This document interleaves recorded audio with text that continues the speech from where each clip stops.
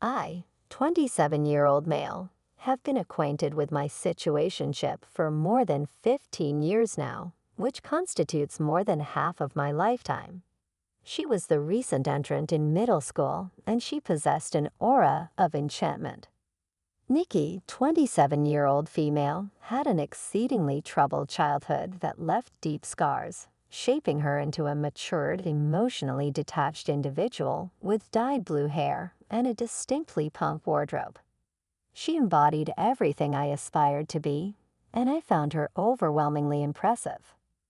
You see, my father perished in action when I was at a tender age, and my mother never fully recuperated from the downward spiral it threw her into. In that state, she encountered my stepfather, an exceedingly irate man who harbored no fondness for me. My mother, unable to conceive more children, and he harbored bitterness at being saddled with just me. The abuse commenced gradually with minor smacks to the back of my head and occasional shoves. However, by the time I crossed paths with Nikki, it had escalated into severe beatings that my mother turned a blind eye to. He held sway over the local law enforcement, leaving me with little recourse. I learned that lesson the hard way. But Nikki was there to tend to my wounds inflicted by my stepfather. At the ages of 13 to 14, we would clandestinely slip out a few times a week to discuss our traumas while strolling along the deserted dirt roads of our quaint rural town. At 15 is when she started talking about having friends with benefits with guys in our class, and I was enthralled, seizing that opportunity to become her next. Nikki didn't have any positive views on relationships, and she didn't want one and made that clear over the years. I lied to her about doing it too, even though I was a virgin, and I have no regrets of her secretly taking my virginity. It didn't help my feelings for her in the slightest. It got worse. I hated seeing her interact with any guy knowing that they had seen her too, and reminding me that all those moments were only special to me. By the end of high school, it was overwhelming, and it was also apparent that she was going to college. I was not. To make matters worse, she chose an out-of-state college, and it was very apparent that we weren't going to see each other the same 4 to 5 times a week that we normally did. It was a bitter goodbye, and that was mostly my fault. Things just got worse for me after that, though. The moment I turned 18, my stepfather kicked me out with little protest from my mother. She was more like a zombie with all those pills anyways at that point. I spent a long time on the streets, couch surfing and taking from donation boxes to survive.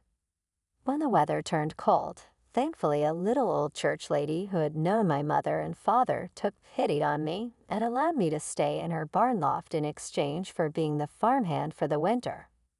It wasn't a 5-star hotel or anything, and I had to make do with what was already up there, as well as learning the ins and outs of the barn, but it gave me a sense of stability in a long time. I would end up staying there and working for her till I was 23. During the holidays, Nikki would return to spend time with her foster family. She visited me in my barn loft whenever she could, and things seemed normal until her second year when, out of nowhere, she announced she had a boyfriend. To say I was bitter would be an understatement, but I tried to handle it rationally when she visited. However, it became evident to her that I had some sort of issue, and we ended up in a heated argument. She accused me of being entitled and selfish for not being able to be happy for her, which infuriated me. The visit ended shortly after, and it wouldn't be until the following year, when my mother passed away unexpectedly, that I would see her again at the funeral. She was my rock during that time. I was a mess, turning to alcohol every chance and had no motivation or drive to do anything. She had broken up with her boyfriend at this time, and college had seemed to really change her. She was more docile almost, but still held her confidence. She genuinely tried her hardest to help me out during this time, but there was just a darkness in me that I couldn't overcome. One particular night after we had intimacy, I just looked her dead in the eyes and told her I couldn't love her, that she was wasting her time and energy with me. Our time back together made me realize that she had caught feelings for me, and while she kept it to herself, I could see it through her actions. When I went to hold her afterwards, when we were teens, she would always jerk away and get dressed as soon as possible. Now she let me hold her for as long as I wanted. It was small things like that which just made me angry instead of happy. She got tense after I said that, pulling away from me completely, and held herself instead, asking why. I hate myself for what I said next, and I regret it to this day. I brought up her body, criticizing how I could never love someone as larger and paler as her. It wasn't as if she was extremely overweight, but she had gained noticeable weight since starting college.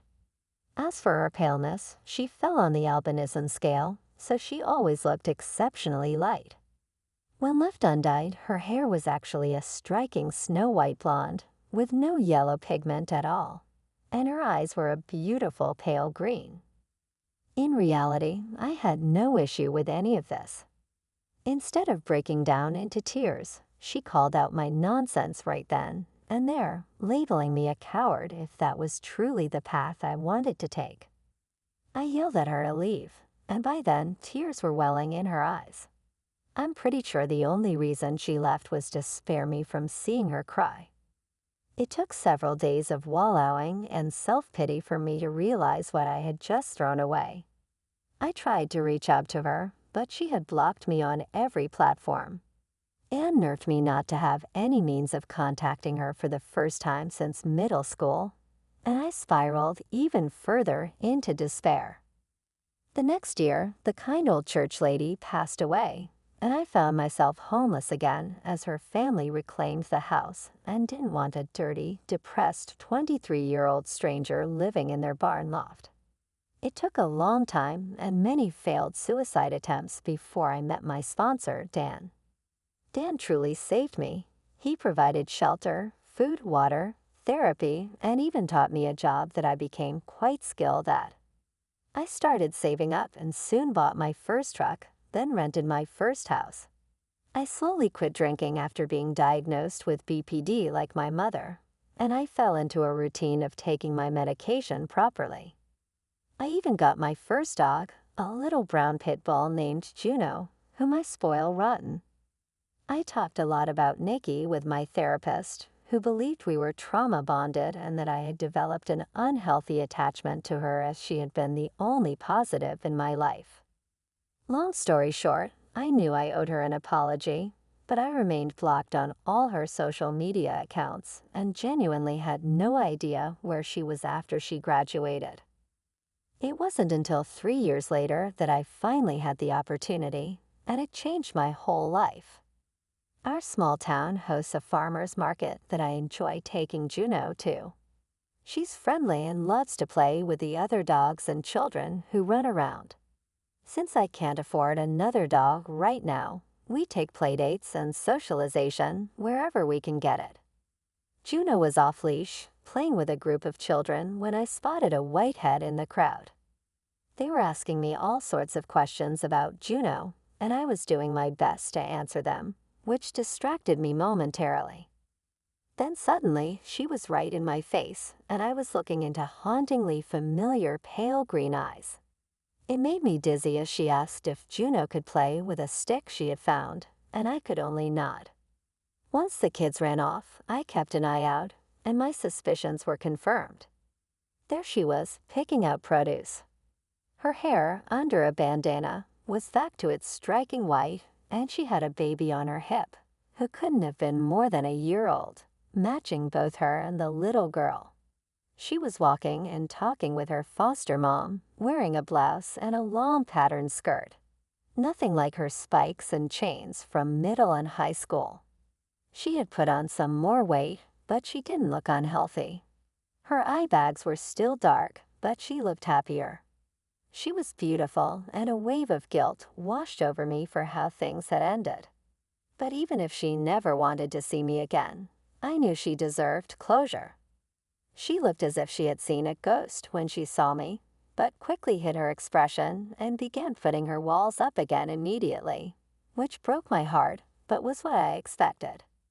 Her foster mother took the baby away so we could talk in private, and I watched as she resorted to holding herself again. Looking down, I managed to get her to look me in the eyes and spilled out how sorry I was, how much I've improved, and how far I've come now. Her expression softened a bit when I mentioned therapy and how much I've learned about myself from it. We stared at each other in silence for a long time before she accepted my apology and let me hug her. We laughed and cried a little, but before we got too emotional in the middle of a crowded farmer's market, I changed the subject to catching up and asked if she had settled down, referring to the children. She answered no, explaining that she had taken in her two young half-siblings after her mother lost custody of them to CPS.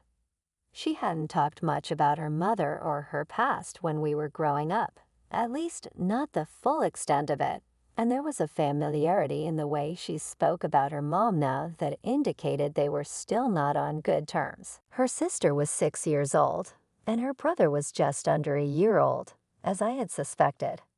But as always, I could tell she was holding something back, and I didn't press. I wanted her to meet Juno and called her over from the group of kids she had been entertaining. She called her sister back as well, but to my surprise, she called out 2 names. Juno came running, with Nikki's sister behind her, holding the hand of a younger girl I hadn't noticed before because I had been distracted by Nikki's white hair, but now I couldn't look away. The girl was an older toddler with ginger hair and light brown eyes, but those freckles, that darker skin color, the shape of her nose and eyes, that was all me. It was like someone had made a mini female clone of me and slightly changed the hair and eye color. I was speechless, to say the least. She ran right into her mother's arms, and we all just stared at each other, while Nikki's sister obliviously kept playing with Juno. I didn't know what to do or say, and when her foster mother returned, she asked me to come back to their house with them so they could explain. I loaded Juno up and followed them back to their old ranch house, but honestly, I was on autopilot, still in shock. The girls were overjoyed to play with the puppy longer, and they did so in the backyard while Nikki and I watched them from the porch, her brother dozing off in her arms. She explained that she didn't even know she was pregnant until the last few months before she gave birth. During that time, I had gone silent with all our mutual friends, and she didn't even know if I was alive or dead for the first 2 years. That's when I was struggling with suicidal thoughts and felt like my whole world was over. Eventually, as I started to get better, she found out where I lived and debated on telling me, but she had been living out of state. When she got custody of her siblings, issues arose, and she had to move back in with her foster family.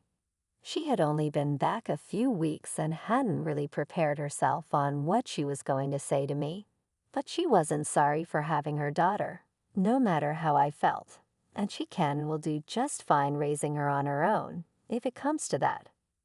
It took a long time for the shock to wear off, but when it finally did, I told her I really wanted to be in my daughter's life. There was some initial anger that she kept this from me for so long, but I couldn't blame her. It had been impossible to get a hold of me at that time, and she was under the impression that I hated her. That anger turned to sadness and so much regret for how badly I treated her because of how we were as teens, how much I already missed out on in my daughter's life, and what she had to go through alone. It's been a year now, and I can honestly say things have changed for the better. We're not romantically involved, though both of us refuse to see other people. I definitely have feelings for her once again, but I'm willing to wait for however long she needs. I love my daughter so much. I didn't think I could ever love something as much as Juno, but her smile could make my whole week. Honestly, I love Nikki's siblings too. Her sister is funny, loves animals, and is extremely gentle and loving with my daughter. Her brother is like a son to me almost. He had some developmental issues, so his first word was really late, but I was there to witness it, and both me and Nikki were in hysterics. We celebrated with a nice dinner, and I teasingly called it a date. While she rolled her eyes and denied it, she just couldn't stop smiling. A few months in, she told me that as the father of her child, I at least needed to know some of her family history. It turned out she was one of a couple of dozen children pulled from a cult compound that was raided by the government. She described the hardcore drug abuse all of the adults, including her mother, were engaged in every day, and the bizarre rituals that were really just forms of abuse and assault that they were forced to endure. She explained how they were never taught anything about the real world and were kept in this sadistic bubble for the first 10 years of her life. Her real name wasn't even Nikki. In fact, neither of her siblings' names were truly what she had said they were either. They all had long and strange masculine Bible names regardless of gender. And while her name was changed for privacy reasons, she made the decision to change them completely. Her sister was named after her favorite Disney princess, which I had always seen as a coincidence, but knowing that she got to pick out her own name, it made a lot more sense. She talked about how many people escaped during the raid, including her mother, and how in another state they had attempted to restart the cult, only to be caught again. She was notified of the existence of her siblings, and it scared her to think of what could have been happening to them, whether in the cult or in foster care. This wasn't her first foster family, and I knew she had severe trauma from the other ones, so she had to take them. It was a lot to take in, and part of me didn't want to believe her, but she showed me old birth certificates, records of the incident, and even videos retrieved from the raid where you could see her distinctive white hair among sickly, dirty kids in raggedy clothes, doing very strange and horrifying things with the adults praising them. I didn't watch much of it, but it was still enough to make me feel sick and angry. The thought of those things happening to her and her siblings was heartbreaking. I made a promise right then and there that as long as I was breathing, nothing would ever happen to her or those kids again. I held her and her brother for hours after that, and when her sister and our daughter came looking for us, I held them close too. That night, she kissed me. That night, it was the only time so far, but it was enough to give me hope for our future. If you had told me 4 years ago that I would become part of a family of 5 with my situationship, I wouldn't have believed you in the slightest. I thought my life had no meaning or value left, but now I wouldn't trade anything for where I am. My life is full of love I never thought I was worthy of. Nikki gave me permission to share this much and only this much, so please feel free to ask for more details.